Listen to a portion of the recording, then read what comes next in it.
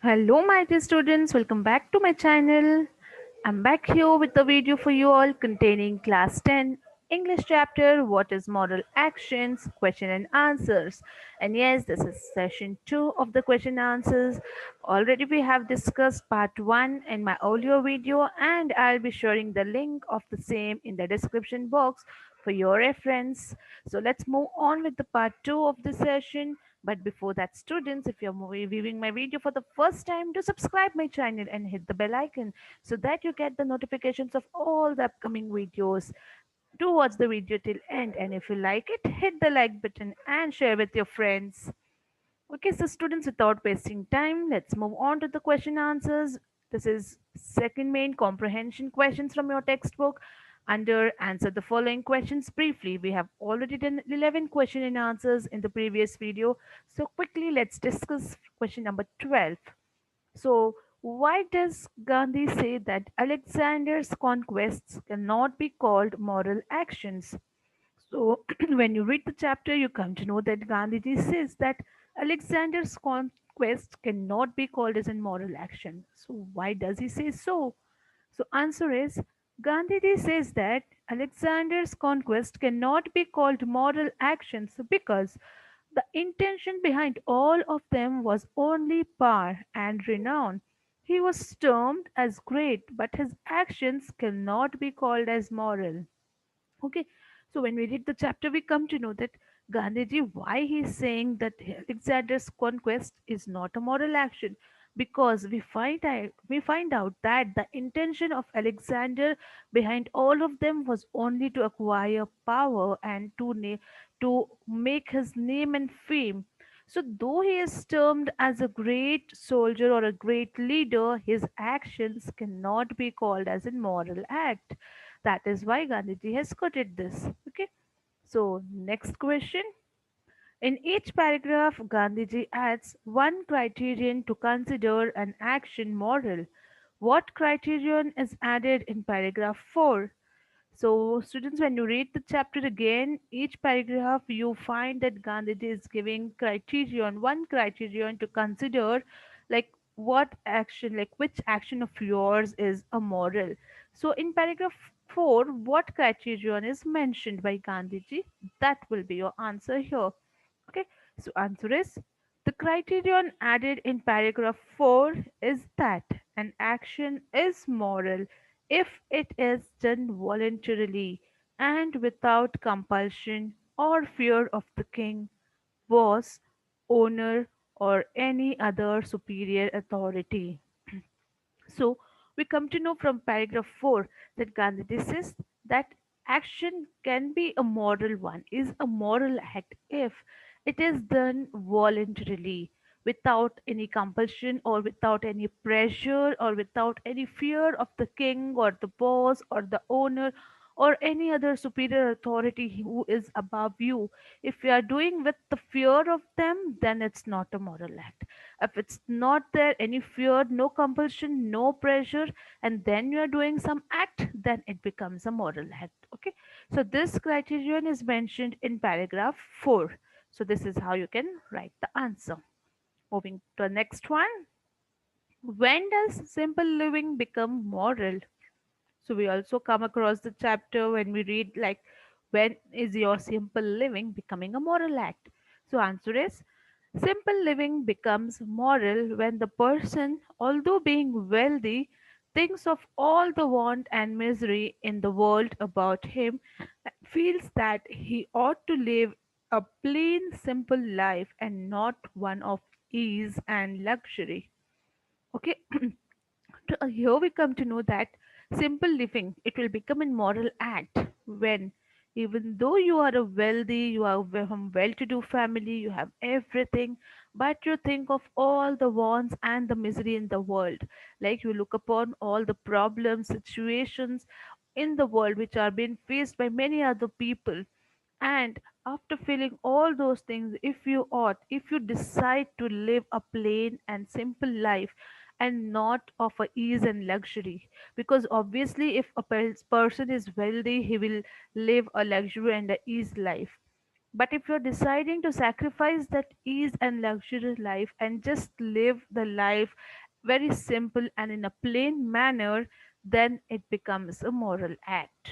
Okay, so this is how you can write the answer for this question. Moving to the next question. When does an employee's action of paying higher salaries to his employees remain non moral? So the question is like when the employees or the boss or the owner of the company, when he pays more or higher salaries to his workers or employees, but even then his act becomes and remains non-moral. When does it happens like this? When will you consider that it is a non-moral act even though he is giving him the higher salary? So let's see the answer. The action of paying higher salaries to his employees remain non-moral when he pays them more salary only with the intention of retaining them lest they may leave him. Okay, so I hope you all are getting it, students. So here it's mentioned that if the boss or the owner or the employee is giving high salary to his employees just to remain, make them stay in the company, and for that purpose if he is increasing the salary, then it's a non-moral act. Okay, that is what the meaning of this answer. If he is giving more salaries to his employees so that they can remain, and it becomes non-moral when he pays them more salary only with the intention of retaining them, lest they may leave him. The boss has the fear that if he give them less and if he is not going to increase the salary, the workers may leave the company and go. So he will be in loss. So instead, he is increasing and giving him the higher salary. So if this is the purpose, if this is the reason of giving the high salary, then the act becomes non-moral. Okay, I hope I made it clear, students. So moving on to the next question. When Gandhiji quotes Shakespeare in paragraph 5, what argument does he want to strengthen?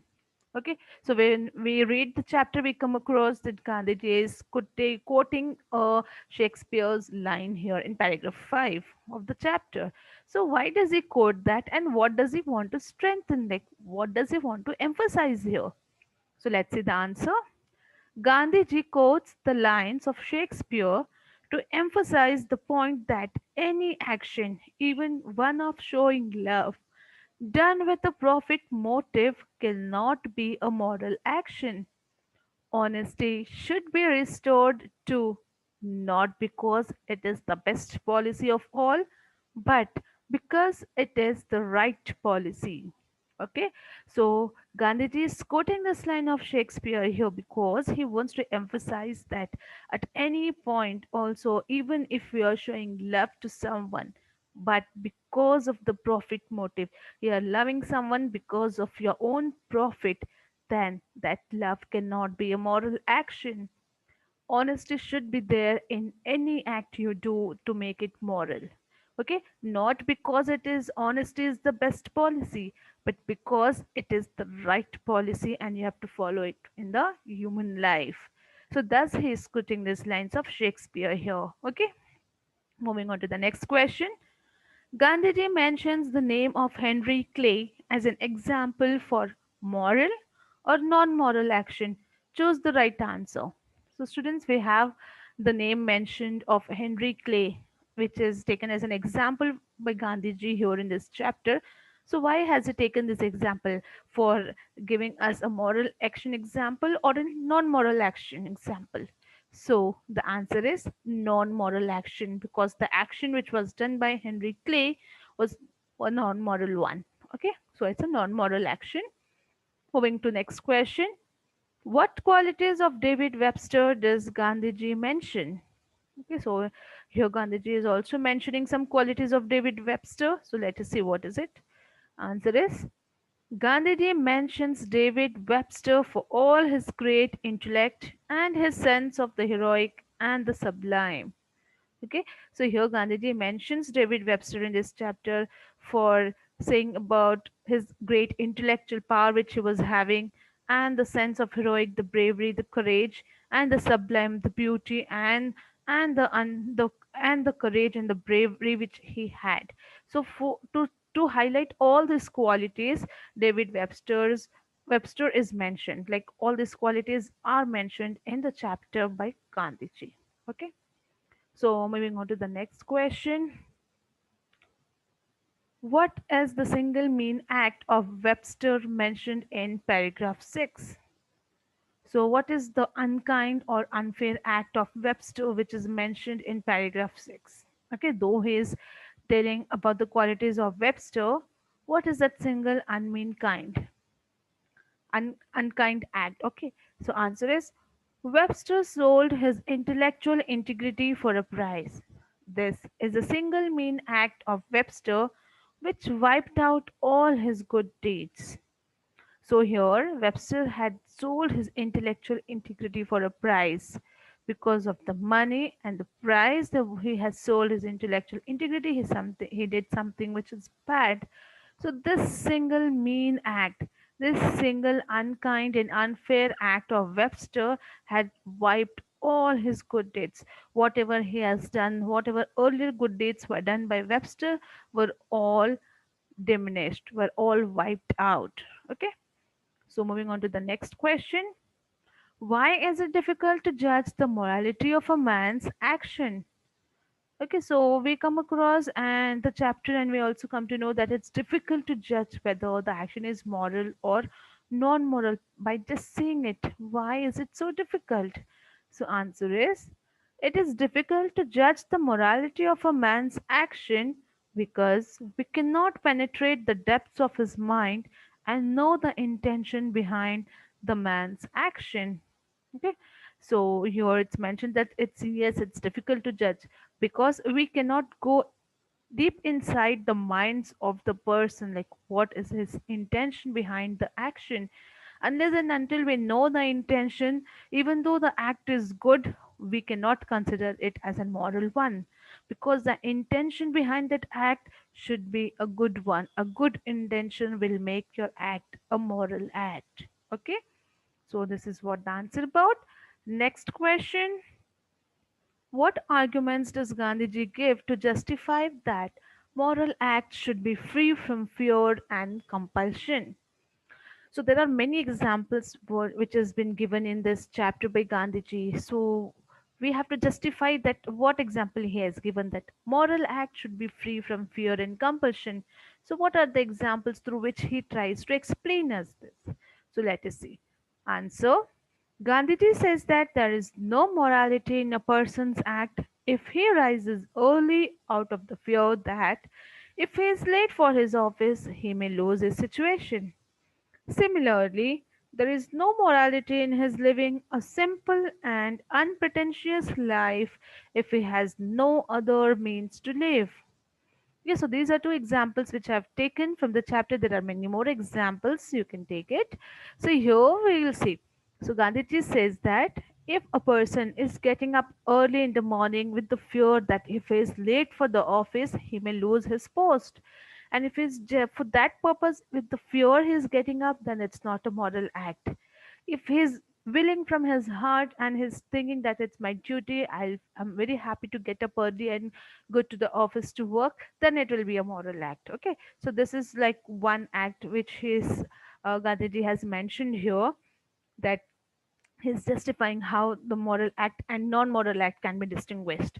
And similarly, he also says that there is no morality in his living a simple and unpretentious life. He has no other means to live. See, we see many people who live a simple life, but they live a simple life because they don't have any other option at all. They do not have a luxurious life. That's not like they're sacrificing something because they don't have any other option. They are poor and they were living a simple life. Then it is not a moral, not a moral act. It's not a morality there. But if you are a wealthy person, and even then if you are living a simple and plain life, then it will become a morality act. Okay, so this is how he's justifying. This is how the Gandhiji has given many examples here in this chapter. These were the two which I had given for you. Fine, so moving on to the last question of this main. To sum up, an action becomes moral when an action dash complete the following. So here in each paragraph we have an action which becomes moral, like at what stage the action becomes moral action. This is mentioned in each paragraph with an example or some phrase, so you have to pick it out from that each paragraph it is mentioned. Okay, for example, first one is given for you: springs from one's will. Like if you are doing some action from your own will, then it becomes a moral act. This is mentioned in paragraph 2. In the same way, paragraph 3, 4, and 5, what are those actions which are mentioned which are as moral, that we have to write it as an answer. Okay, so the first one is done. Second, if the action is done with the intention to do good, if you're doing some work, some act with the intention to do good, not with any profit motive, just to do something good, so that is a moral act. This is from paragraph 3. Similarly, from paragraph 4, if the action is done without any compulsion or fear, okay, if there's no pressure from above, from your boss, from your employee, or from your owner, and if you're doing work free without any compulsion, then it will be a moral act. This is mentioned in paragraph 4. Now last, from paragraph 5, if you do action which has no self interest behind it, again, if you don't have any of your interest or your profit motive behind that act, and if you're doing it, then it is a moral act as per paragraph 5 from the chapter. Okay, students, so from these questions, we come to an end for first main of your question answers from your textbook. I hope I made it clear with all the question answers. And if you found this video as interesting and informative, do hit the like button and share with your friends. We'll be back soon with the other question answers of this chapter. Till then, take care and stay safe. Thank you.